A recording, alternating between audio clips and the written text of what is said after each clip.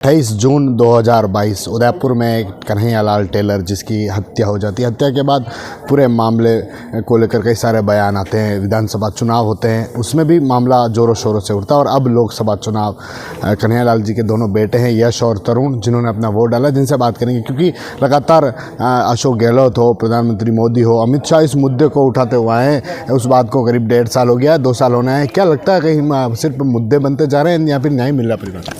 देखिए, अभी तक 2 साल होने आए उस बात को, बट अभी तक न्याय का हमें कोई छोटा सा भी आश्वासन नहीं मिला। उस समय बहुत बोला गया था कि आपके केस को फास्ट ट्रैक में ले जाया जाएगा, जल्द से जल्द अपराधियों को सज़ा दे दी जाएगी, 3 से 6 महीने के अंदर फास्ट ट्रैक में ले जाएगा। पर 2 साल हो गए, अभी तक केस में ऐसा कुछ सुनने को आया नहीं कि कब उनको सज़ा मिल रही है।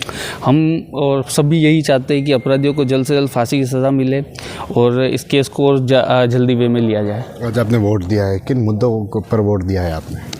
मैंने मेरी पूरी सोच समझ से ही वोट दिया है और जैसा मुझे लगा उसी तरफ वोट दिया है मैंने। जिस तरह से लगातार जो बड़े नेता हैं इस मुद्दे को उठाते हैं, अभी अशोक गहलोत ने कहा था कि हमने परिवार को सहायता दी, 2 बेटों को नौकरी दी, और वो तो केस हमारे पास होता तो परिवार को न्याय मिल जाता है। नहीं है, अगर उस केस को नहीं लेती तो शायद आरोपियों को फांसी हो जाती। देखिए, इस चीज़ पे मैं क्या ही बोलूँ, बट अगर उस समय अगर इस केस को फास्ट ट्रैक में ले लिया जाता तो मे बी कि पॉसिबल था कि अभी जल्दी निपट जाता। बट उस समय उसको एनआईए को सौंप दिया गया था और उस एनआईए की जांच बहुत लंबी है। उन्होंने एनआईए ऑफिसर से भी मेरी बात हुई तो कहा कि इस प्रोसेस में टाइम तो लग सकता है, पर आप निश्चिंत रहिए, सज़ा अपराधियों को ज़रूर मिलेगी। तो लगातार पॉलिटिकल मुद्दा बनता जा रहा है। आज आपने लोकसभा चुनाव में अपना वोट डाला, क्या लगता है अब आगे क्या लगता है परिवार को कितना जल्दी न्याय मिल पाएगा? कुछ आश्वासन और कुछ नेताओं का मिला क्या इस चुनाव में?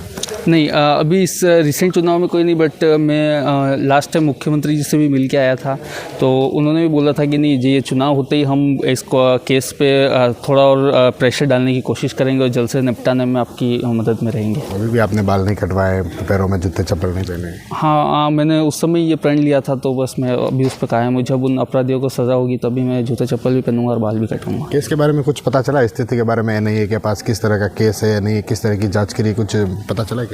देखिए, 2 साल के बाद मेरी पेशा भी अभी होना स्टार्ट हुई है, चार्जशीट पेश होने के बाद। तो जब मेरी पेशी ही अभी स्टार्ट होना चालू हुई तो क्या बताऊँ, कितना टाइम लग सकता है इस केस में, कुछ पता नहीं। देखिए, कन्हैयालाल जी के छोटे बेटे तरुण हैं। तरुण, वोट डाला है आपने, क्या सोच के वोट किया इस बार आपने?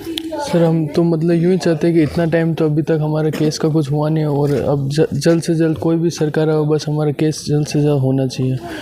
एक तो इतना टाइम हो गया, 2 साल होना है, दोनों को, उन मुजरिम को सज़ा नहीं मिली, हमारे कलेजे को ठंडक नहीं पहुँची। अब बस जल्द से जल्द हम ये चाहते हैं उन दोनों को सज़ा मिले और हमको भी थोड़ा ठीक लगे। जिस तरह से मुद्दे उठते हैं, परिवार को सहायता देना, नौकरी देना, एक तरफ बीजेपी कहती है कि इस तरह का हत्याकांड गहलोत सरकार में हो जाना, क्या लगता है ये मुद्दा नहीं बनते चुनाव में? सर, हमारे पापा का हर चुनाव में पापा का ये बात का मुद्दा बनाते हैं। इसलिए हम ये सोचते हैं कि पॉलिटिक्स मैं पापा के नाम पे पॉलिटिक्स नहीं होनी चाहिए और बस इनको जल्द से जल्द सज़ा मिलनी चाहिए, तभी पापा को न्याय मिलेगा। ठीक।